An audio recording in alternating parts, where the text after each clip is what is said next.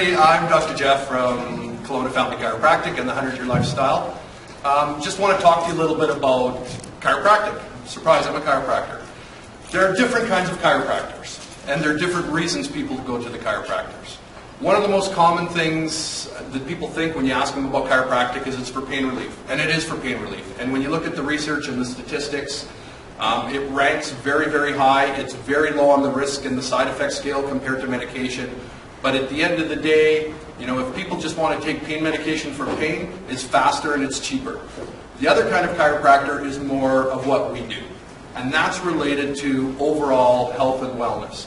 And the whole theme and model behind the 100-Year Lifestyle is healthier choices means a healthier life. So in our practice, for instance, you know, new people to our practice often comment that when they're in the reception area or they're around the office, that most of the people that they see coming in are not coming in pain, they're not unhappy, they're not there with some sort of a major health issue. It's like going to the gym, or it's like going to the dentist for a checkup. It's one of those things that people do as a lifestyle choice, because statistically, people that go to the chiropractor regularly use less medication, they actually live longer, and they actually live on their own before being put in a care home to almost 10 years of a higher age. That's pretty important stuff to some people, and that's the kind of people that we're really looking for.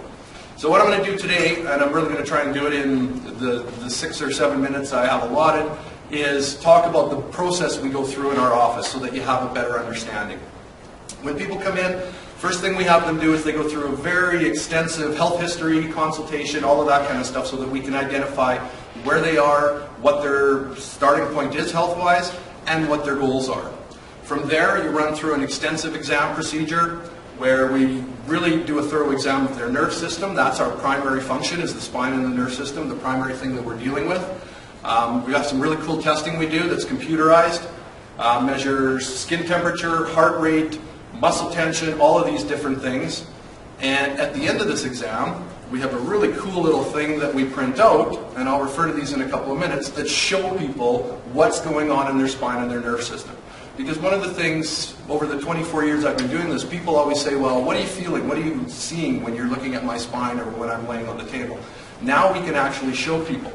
And we can take people from a starting point, and as we progress them through changes in their health, we can re-scan them and re-examine them. And it's not like an x-ray where we're exposing them to radiation or anything like that. These tests are totally non-invasive and don't have any bad side effects or anything like that, but we can track their health. And the other thing that we can do is we can also predict things in their health that potentially could cause a problem. Like in the stress test, we can measure stress indicators that if they recur time and time again showing that a person is under severe levels of stress, that we know they're going to have a health crisis, because we know that things like high cortisol levels and high adrenaline levels that come from stresses cause these health issues down the road, because there's 3 kinds of stress. There's physical stress, like getting hit by a car. There's chemical stress, like the toxins in our food and all of that sort of stuff. And there's mental emotional stress. And all 3 of those things go into what really is causing a lot of these problems in your body. And a lot of the new research suggests that over 80% of really what goes wrong with you health-wise through the course of your life is related to one of those 3 stresses. Okay?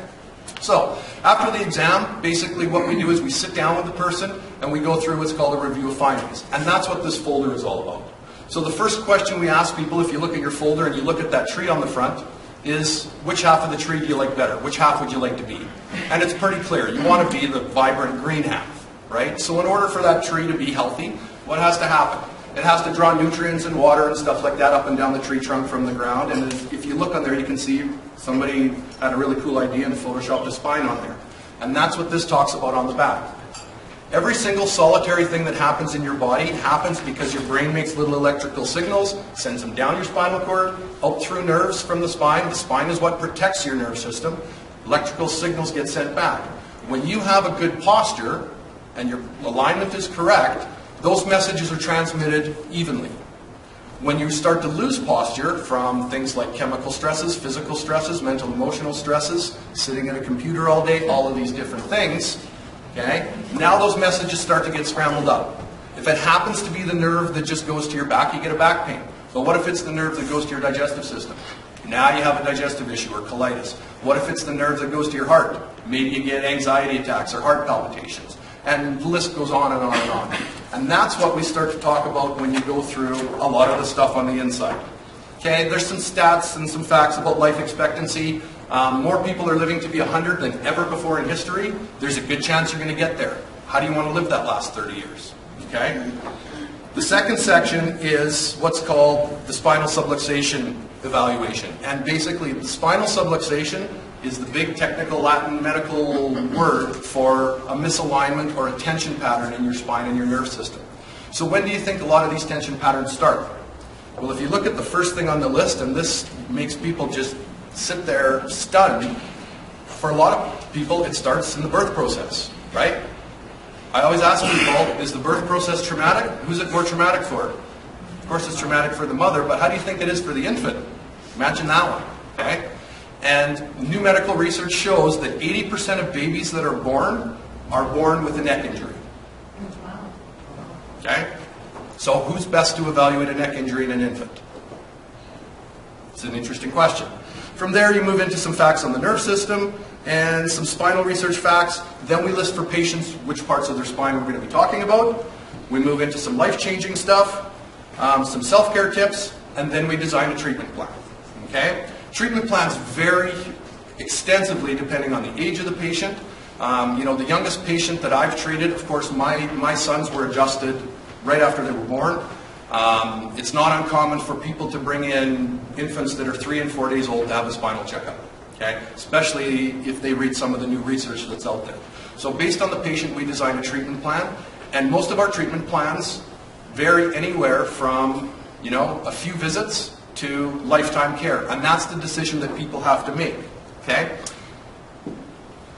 Do we treat pain? Absolutely. Sometimes people do something, they have an accident, they slip on the ice, they go snowboarding and they hurt themselves, their son has an injury in hockey, so we do need to treat pain and injuries, okay? And this is what this continuum here shows or demonstrates. People show up, most cases, as they understand chiropractic is because they have a crisis. And so the little dots close together represent the fact that usually when we start with people, we see them 3 or 4 times a week. And that varies from anywhere from a week to 3 or 4 or 5 or 6 months maybe after a bad car accident or things like that. Then they move through a transition phase and into a lifestyle phase where their visits cut down from 3 times a week to twice a week to 1 time a week to every 2 weeks to 1 time a month. And then depending on their lifestyle and depending on their stress levels, depends on how often they need to come back for a checkup. So, the other stuff that we include that I touched on, and looks like I'm going to run out of time. If you look at the little fancy little pictures, okay, we have scans that were done with someone recently that when they started, and then we have their tests after about 15 visits. And you can see on there, maybe I'll do that at the next speech that I do, is go through how the scans change and what the scans mean. But you can see that the changes in the color patterns are changing. And the biggest thing that this person came in without a problem, didn't know they had a problem, just came in for a checkup. So they don't have a problem per se, but now when they start to notice that after 12 to 15 treatments, their sleep patterns have totally changed, and they're able to sleep on their back for their first time in years and years and years. That's a substantial change in someone's life, and that's the kind of chiropractic that we're more focused on, changing people's health and people's lifestyle. Also in there, there's something on posture, which is really cool. Forward head position, one of the most common things we treat. We refer to posture. There's a really cool little self-test, posture test. Take this home, grab your spouse, grab a significant other, do it on your kids, and check and see, is your posture correct or is it not? And 95. I have 2 in their 90s right now that are doing awesome, so I'm really hoping one of them gets to 100. I had a patient, well actually we have 4 generations of that family now in our practice, which is incredible. So we'd seen the 3 younger generations for a long time. The daughter of the woman in her 90s had been talking a lot about her mother and how much her mother was suffering and how much pain she was in and all this medication she was on and how awful her life was because of all the side effects of the medication and all of this kind of stuff. And she asked if there was anything we can do. And you know, I mean, most cases there's something we can do. When we get to the 80s and 90s, I'm a little bit more cautious, and you know, it's one of those things, bring her in, let's have a look and see.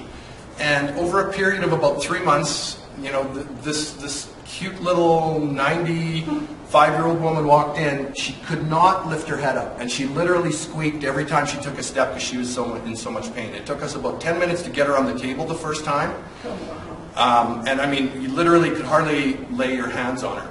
Within about 3 months or 3.5 months of being treated 2 to 3 times a week, depending on her schedule, she's now able to walk in almost without a walker, upright, erect, smiling, gets on the table, doesn't make a peep, has her adjustment, gives me a hug, walks out. Wow. I mean, that's